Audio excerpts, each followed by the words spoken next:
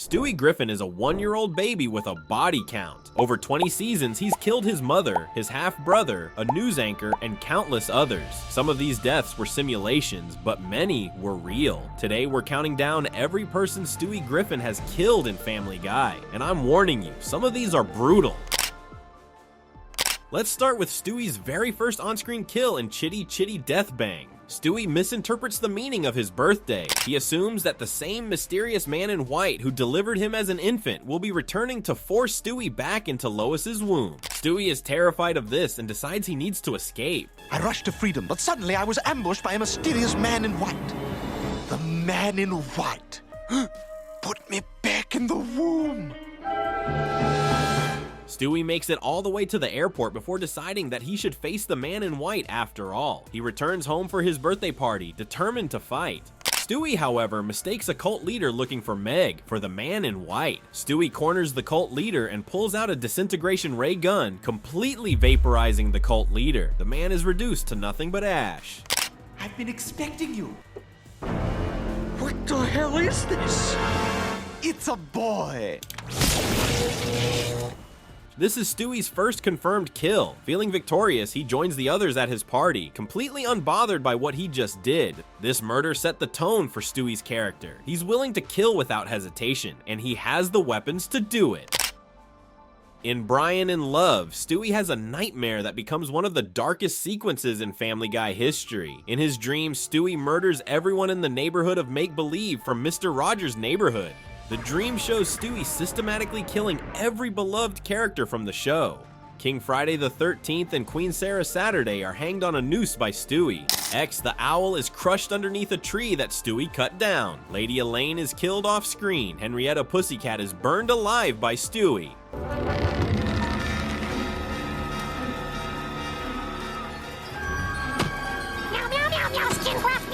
But the most shocking kill is Mr. Fred Rogers himself. Stewie shoots him in the head with a laser pistol. The beloved children's television host is murdered by a 1-year-old baby. In total, Stewie kills 6 people in this dream sequence. Then Stewie wakes up from the nightmare to find Lois watching him. But when Lois removes her mask, she's actually Mr. Rogers, who begins to strangle him. Stewie wakes up again, realizing it was a dream within a dream. What? What the devil? It's okay, Stewie. You were just talking in your sleep. But now it's time for you to meet Mr. Death. Ah! Even though it was a dream, this scene revealed Stewie's capacity for violence. He murdered 6 people in his imagination, including a children's television legend. Perhaps Stewie's most wretched kills happen in Road to the North Pole. Stewie and Brian travel to the North Pole to kill Santa Claus.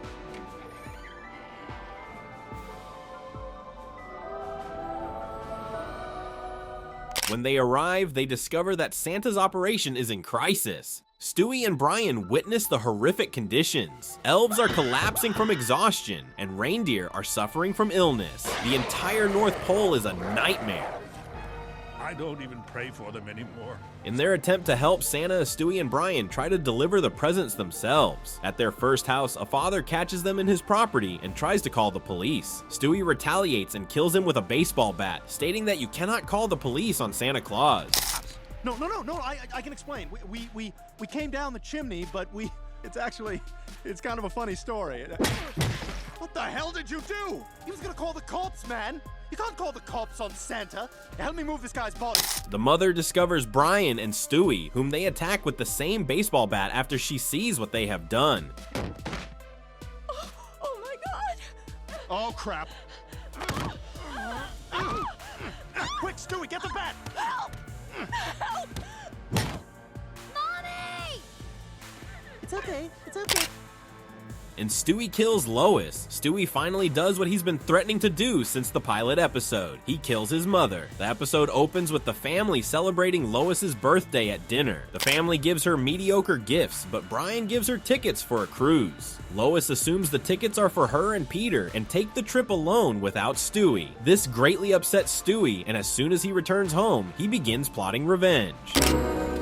What are you doing? I'll teach that hussy to go on a boat ride without me, then I'm gonna strip her down and tie her to the bed. And then what are you gonna do?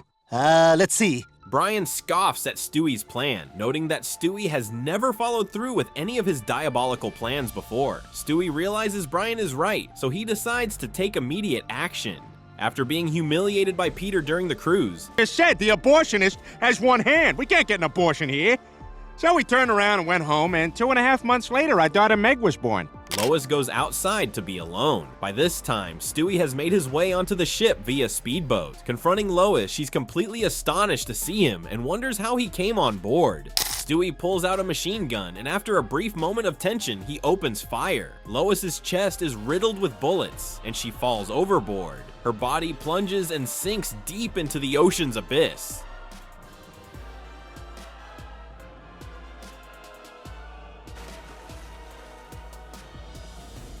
Stewie is elated that he has finally killed his mother. 6 days later, Lois is considered missing, and no one suspects foul play. A year passes, and the Griffins have moved on with their lives. Peter begins dating other people, and Meg has flourished after Lois's death. But then, in the courtroom during Peter's trial for Lois's murder, a mysterious figure enters. It's Lois herself, very much alive. She reveals that after being shot and falling overboard, she was rescued by a merman and nursed back to life. This leads directly into the next episode, Lois Kills Stewie, where we discover the truth. Stewie tried to kill me. Mom, Stewie's just a baby. No, he's not, Meg. He's evil. He shot me point blank right on the deck of the cruise ship. In Lois Kills Stewie, the second part of the 2-episode arc, Lois announces in court that Stewie tried to kill her. Everyone is confused, but Lois insists it's true and explains what happened to her. After her story, everyone notices that Stewie has escaped from the courtroom. Joe initiates a manhunt around town to track down Stewie, but they have little luck finding him. The Griffins return home, where Stewie is waiting for them. He's armed with a pistol. Knowing that his crime and maliciousness are no longer a secret, Stewie restrains the entire family while he forms a plan. Boy, I sure hope they find him. Otherwise, we're all gonna be... So, it's all out in the open now, isn't it? Stewie, how long you been all messed up and evil like this? Then, in one of the most shocking moments in Family Guy history, Cleveland walks into the house in a casual manner. Without hesitation, Stewie shoots and kills Cleveland in front of the terrified family. Hey, Griffins, just checking in. Holy crap! Stewie, you killed him. He's dead. Oh my God.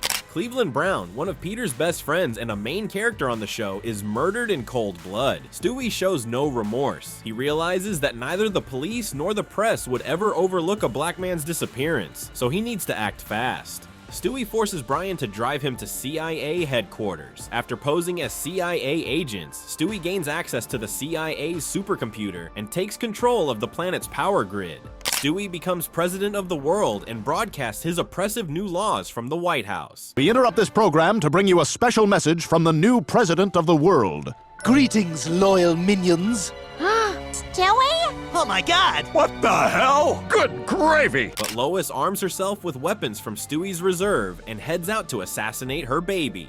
After an epic battle,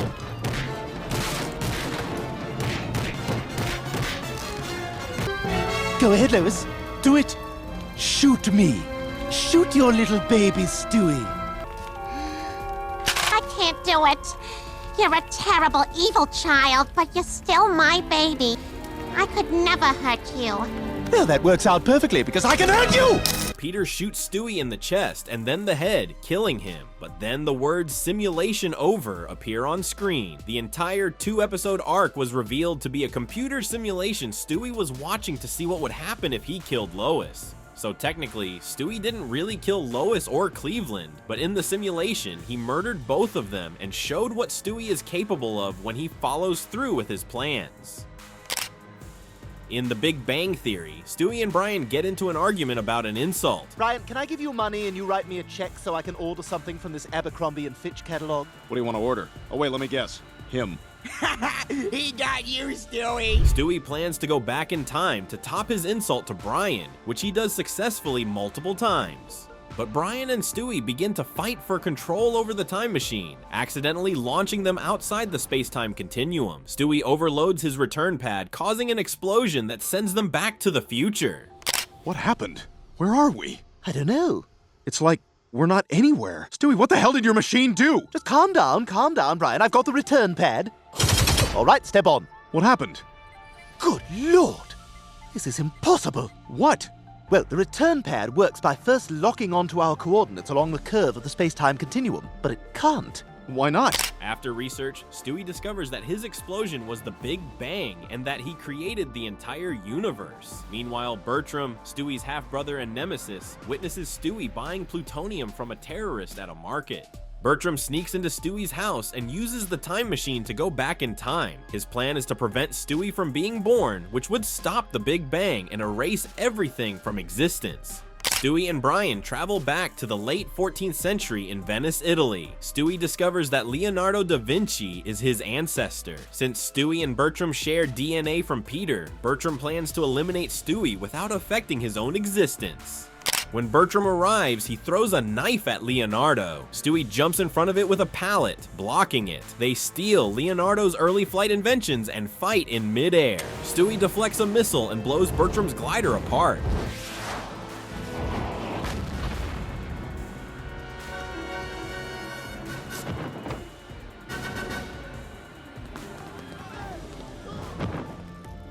When they regroup on the ground, Bertram has them all at crossbow point. Though warned that he could destroy the universe, Bertram doesn't care. He shoots and kills Leonardo da Vinci. This causes Stewie to fight Bertram.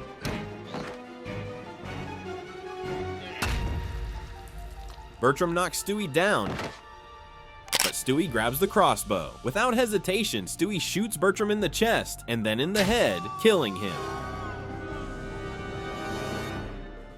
Bertram is dead. Stewie murdered his half-brother to save the timeline. This is one of Stewie's most justified kills, but it's still brutal. He shot his own brother in the head with a crossbow. In And Then There Were Fewer, Peter receives an invitation to a dinner party in his honor at a stately mansion surrounded by rocky waters. Several other guests arrive, all claiming the dinner is in their honor as well.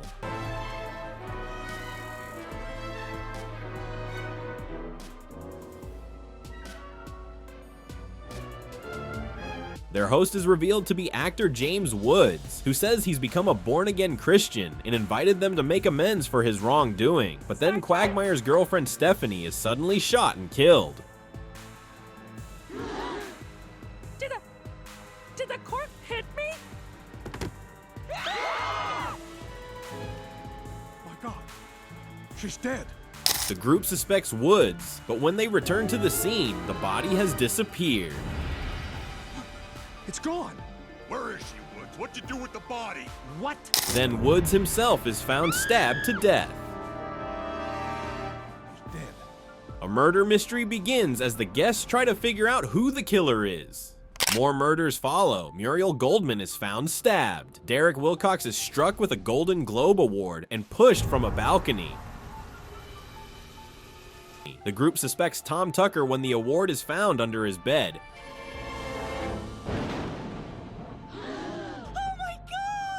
And they chase him. The next morning, the police arrive and Tom is arrested, but Lois intuitively discovers that Diane Simmons, the news anchor, is the true killer. Diane pulls a pistol on Lois and takes her hostage. Oh my God, it was you!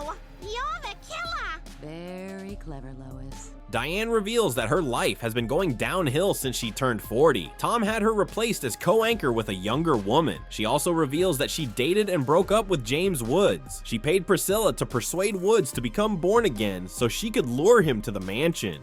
Diane planned to kill Woods and frame Tom Tucker, but Stephanie was killed by mistake, so Diane murdered Priscilla, Muriel, and Derek to keep them from revealing her as the killer. Diane leads Lois to the edge of the island, intending to shoot her over the towering cliffs. But suddenly, Diane is mysteriously shot in the back from an upstairs window. She loses her balance and falls off the cliffs to her death. It's revealed that Diane was shot by Stewie with a suppressed sniper rifle. Stewie was watching from a window and took the shot. He vows that the only one to kill Lois would be him. Stewie murdered Diane Simmons, a recurring character who had been on the show for years. This is one of Stewie's most significant kills because Diane was a major character, not just a random victim.